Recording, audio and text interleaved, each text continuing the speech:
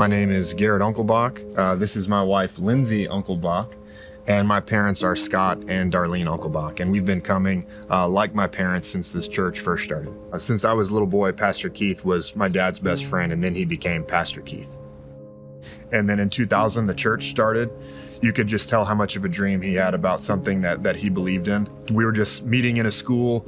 I remember driving on, Sundays and Saturday nights to drive in and set up with my dad. I was just a little boy, and we had to set up and tear down church every night. But I remember so many of the early services with Pastor Keith because he was so inspirational, and he had a dream in what this church could become. He had a dream in what people could become and what families could become.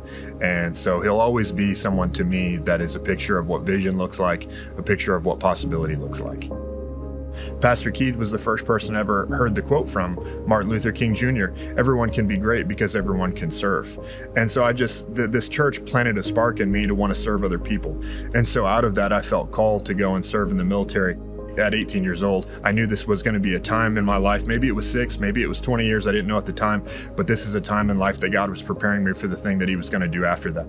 I was one of 2 in my class under 20 years old to make it through SEAL training. And so for me, what I had very different than many other people in the military, even though I didn't have the level of training, wasn't as good of an athlete, I didn't go to SEAL training to figure out who I was. I went there because I felt like it was what I was called to do. I was in San Diego the entire 6 years I was in the military. And for 5 years, I just stayed incredibly focused on my job, didn't go on a date or do anything. I just wanted to be great at doing this job. But then around year 5, I had to make a decision to commit to another 4 years after the 6 or to get out. But I knew God was calling me to something else. So I was born and raised in California.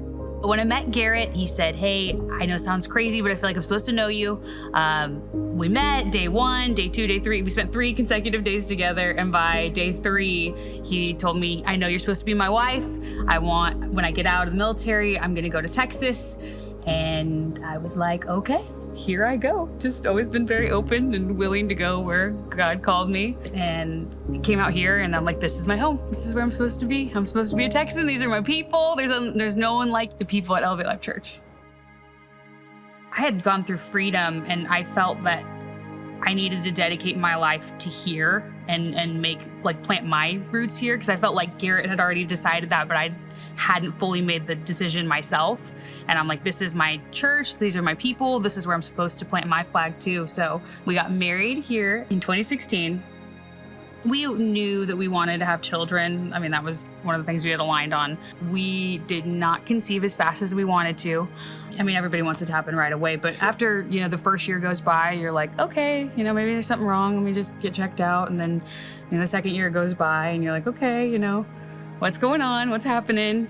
But we never really shared that with anybody, because I always trusted God and trusted his timing that, he has children for us. It's just a matter of when.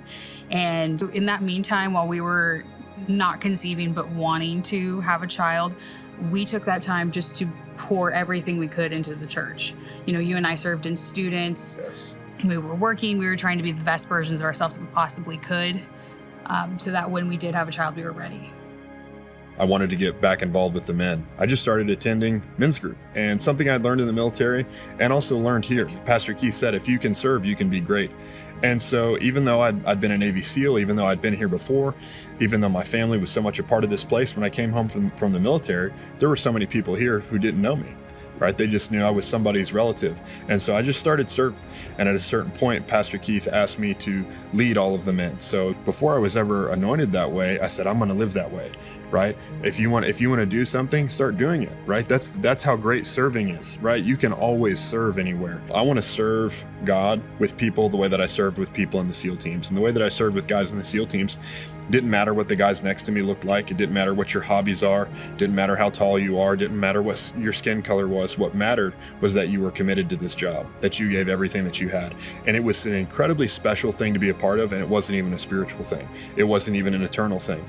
And so I said, what if we could have that type of men's group that everyone here decided, like, I'm going to be all in for God. I'm not just going to do it on Sundays. I'm not just going to wear a t-shirt, but I'm going to give everything that I have to God such that the people around me can trust me. I recently got the opportunity to be anointed by Pastor Keith as a king in Elevate Life Church. before I ever held the title of being a king, I wanted to serve like being a king. I wanted to lead like being a king. I wanted to be generous like other kings were. Later on, it dawned on me that, besides Pastor Josh, I'm the only other man that gets the privilege so far of being a second generation king. But what Pastor Josh and I talk about so often is that we're believing for many more second generation kings. We get the opportunity to be first, but we're certainly not going to be last. Talk about legacy. Pastor Josh comes up to us after church. He says, hey, there's somebody I want you to meet. He walks us over to another legacy family, the Bosmans. Ann Bosman was here, and she said, I'm going to pray for you, and we're going to believe that this is what changes everything. So she told me in that prayer that I'll have a baby in my arms within a year, which I did. I had a baby within a year, so we had Grace in 2021 of January. I just had my second child in February, Trinity. I think what's incredible is that for one, we're sitting in a building that Scott helped build. So, our talk about legacy with our girls, we walk these halls and, your granddaddy built these halls, and one day our great grandkids will walk the same halls and be able to experience the same thing. And more than anything, we're planted and this is where we're growing our life and our children and our great grandchildren. We've learned that from your parents and now to us, Sunday isn't an option. Rain, snow, whatever it is, we come to church. That's right. So much of who I am and who my entire family is because of the consistency of my parents and the consistency of Pastor Keith and Sheila. That priorities come first, and my parents made the house of God a priority. And so we get to do that today with our little ones. This past Saturday, we had 340 men there on a Saturday morning. And I believe, just like what I've always believed about Pastor Keith, this is just the beginning. I know that we're at the beginning of what are our best years, and Mighty Men's not only going to continue to grow, but it's going to multiply the impact that it can have on the earth, on men's lives, and ultimately it'll change this country and change all of our lives. Because the reason I'm so focused on men, and this is why Pastor Keith is so focused on men, is because men lead families. And if you can change men, then you can change families. And if you can change families, then you can change this world.